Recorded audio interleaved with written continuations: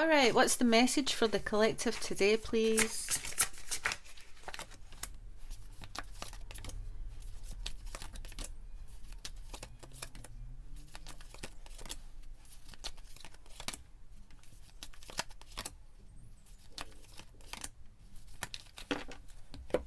This is a collective reading for all signs. As always, guys, it is general, so just take what resonates with you in your own personal situation and leave the rest. If you're looking for something a bit more personalised, you can book the 3-card mini reading, and all of the information for that is in the description box below. Great news for 6 zodiac signs. Mercury Retrograde ends in April the 25th, so this period where Mercury seems to move backwards, it messes with our minds, especially for those who are born with Mercury direct. So this retrograde, with its connection to Chiron and the solar eclipse, is likely brought up a lot of pain and a lot of healing to be done, but it's ending right, and it's bringing a lot of relief to all signs, especially if you have Aries, Capricorn, Libra or Cancer.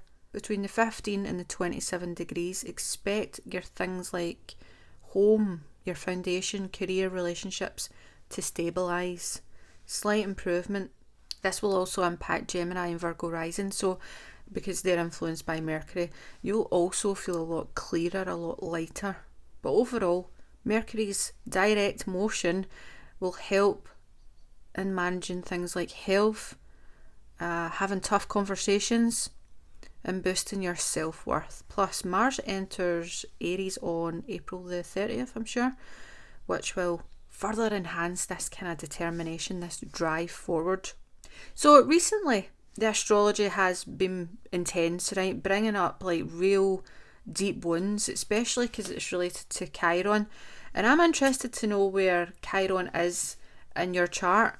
For me, Chiron is in Gemini, which is ruled by Mercury, representing communication, right? So this is the wound.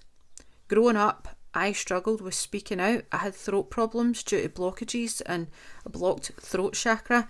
And despite now being a speaker and engaging in, YouTube and TikTok, I still find it challenging to articulate myself. As a child, I wasn't allowed to express my truth or my needs. I was quite overshadowed as well by my sister's issues, and I was the oldest.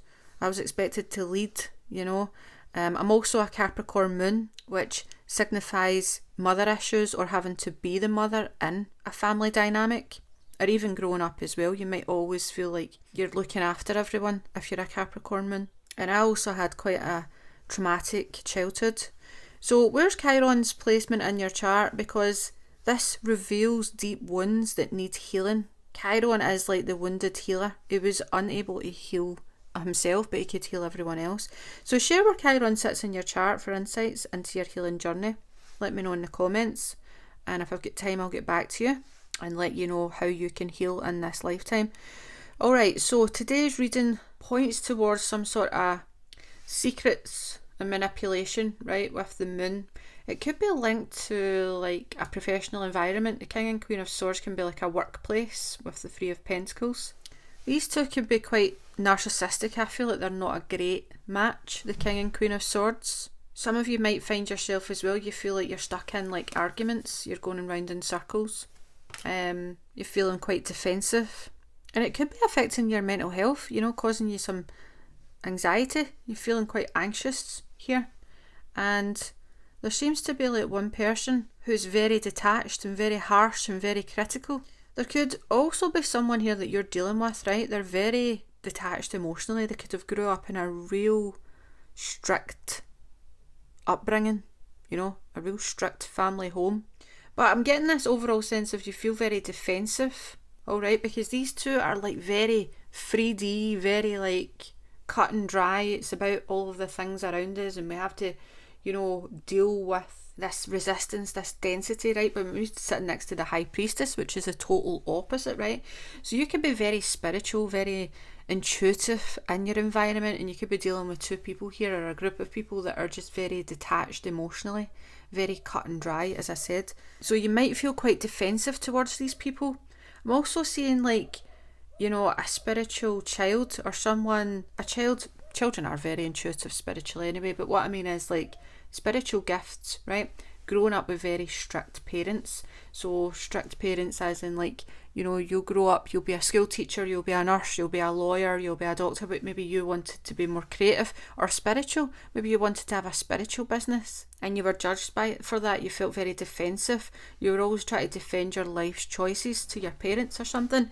So it's kind of funny, you know, isn't it? Because when people are defensive, it usually means a couple of things. Either you're just reacting strongly because something has upset you, or it's because you have some deep emotional scars from past experiences, like growing up with strict or abusive caregivers who are constantly belittling you, putting you down.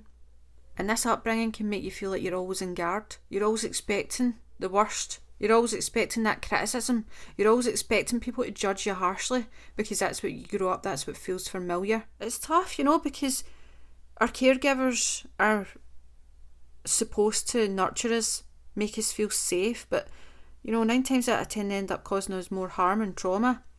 So if you've been through any sort of situation like this, you might find yourself that you're always feeling defensive as an adult. You're struggling to accept maybe constructive criticism. For me as well, it was a constant battle, feeling like I had to defend myself and not really knowing how to have healthy relationship dynamics and healthy relationship communication. And unfortunately, carrying these wounds can attract more negativity into your life because that's the energy that you carry. You draw people in who want to argue and mistreat you. But the good news is healing is possible once you become aware of these patterns and this energy that you carry, this wound that you carry, so you can work to transform that negative energy. So I see here a lot of you have been feeling tired, maybe even a bit sad or worried or on edge. Especially we've had this recent Scorpio full moon, but the good news is it's almost over. Well, the moon is still in Scorpio until Friday. It's already been at its peak, right, with the intensity starting to fade, which is a bit of relief. So while you might not feel completely refreshed just yet, you will soon. Things will improve, but you must look after yourself right now, because this 9 of Wands shows me here that you're feeling quite burnt out, stressed out, and low energy. Also, if you're dealing with any toxic environments or people right now, it's important that you assert your boundaries and you really look after yourself, because when we see the moon here, it shows me that something is hidden. The moon is our subconscious fears coming to light, coming to the surface, and that's what's bringing to light that with this recent astrology, the full moons, the solar eclipses, Mercury Retrograde. It's brought up some real intense emotions, especially being linked to Chiron. As we spoke about, Chiron, the wounded healer. So some of you might seek advice, right, from a mentor or someone that you trust. A lot of you have a real big important decision to make when we see the 2 of Wands, 6 of Swords. So the 2 of Wands is a manifestation card. It's also an energy of being at a bit of a crossroads, right? So it's like, should I stay or should I go? It's almost like the logical brain is in conflict with your intuition here, the High Priestess. The High Priestess and the Moon, this is secrets, right? This is things that are being revealed. This could be people that are being dishonest here. And as I said, this King and Queen of Swords is not a good combo. I don't feel like I trust these two here. And when I see that 3 of Pentacles, I feel like you're in the middle of something here. You're the High Priestess in the middle of this, but you're bringing something to light. It's almost like you're alchemizing it, or you're the messenger. 6 of Swords here shows me that you're moving away from a very difficult situation, and the 9 of Wands shows that you really need to take care and nurture yourself right now. I'm also picking up on a specific message. Be careful of your travel plans. Make sure that you're travelling safely as well with the 6 of Swords and 9 of Wands. Don't make any hasty decisions. Trust your intuition. Make sure that you're safe and choose safety over like convenience or something like that as well.